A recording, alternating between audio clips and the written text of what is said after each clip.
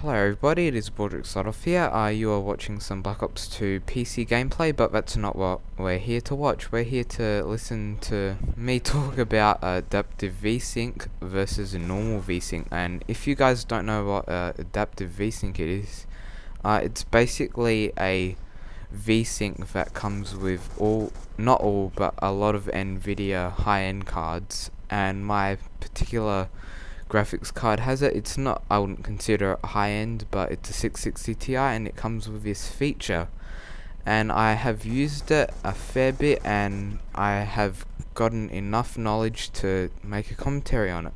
So I'll explain what normal VSync does. Normal VSync, alright, so I'll explain it for you people who don't know much about computer PC gaming.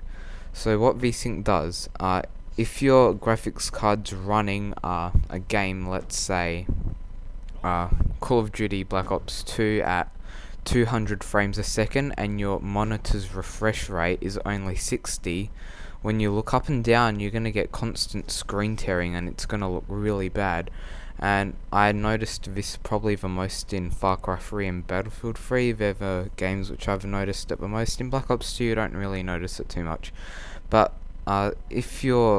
even if your refresh rate to 120 Hz, you will notice it if your frame rate to 150.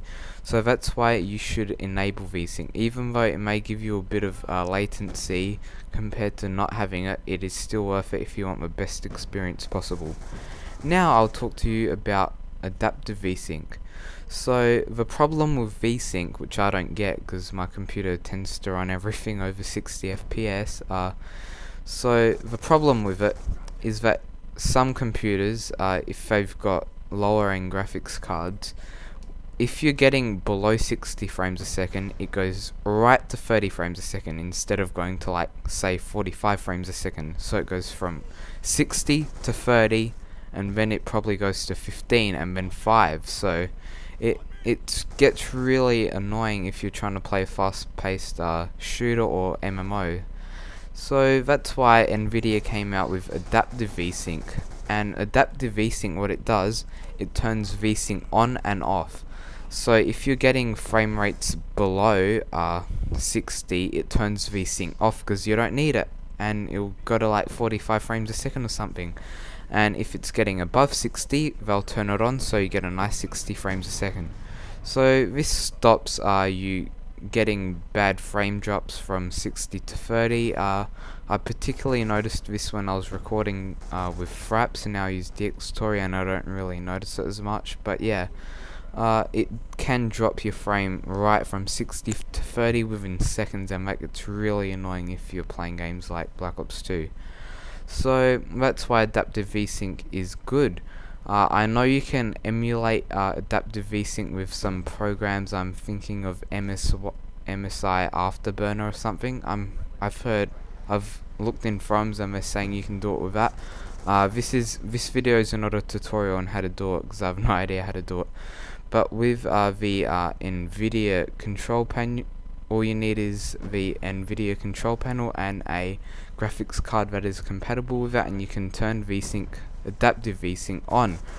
And when you're playing your games, you want to have VSync off because that overrides adaptive VSync, so then it should do it fine. And you'll definitely notice the difference between VSync on and off, or adaptive VSync on and VSync off, because you won't get any screen tearing, or it'll dramatically minimize it. So I'll give you a little tutorial on the screen on how to enable NVIDIA's control panel and get adaptive VSync on. So it won't be the best quality video, but you'll be able to see what I'm doing. So anyway guys, I'll leave it here and I'll show you the tutorial. So you right click your mouse, you go to NVIDIA control panel, you go to 3D settings, which is highlighted at the top, and then you go to the VSync, which is at the bottom, and select adaptive VSync, or it should just say adaptive, and then you click apply, and that's how you do it guys. It's pretty simplistic. So I hope that little bit of screen recording helped you out. It was a bit hard to get because I've never recorded my screen like that before. But anyway guys, I hope this has sort of taught you something about VSync and adaptive VSync. Maybe it's something you might want to consider when getting your graphics card. I didn't really consider it when I was getting mine because I didn't even know about it. But maybe for your AMD users, it might be a reason to switch. But then again, I don't see anything wrong with normal VSync. That's what I use usually. Adaptive VSync, it's got no use for me since my graphics card's always getting above 60 even when recording. So anyway guys, I hope you enjoyed that, and see you later, and leave in the comments if this helped you out in any way at all. See ya.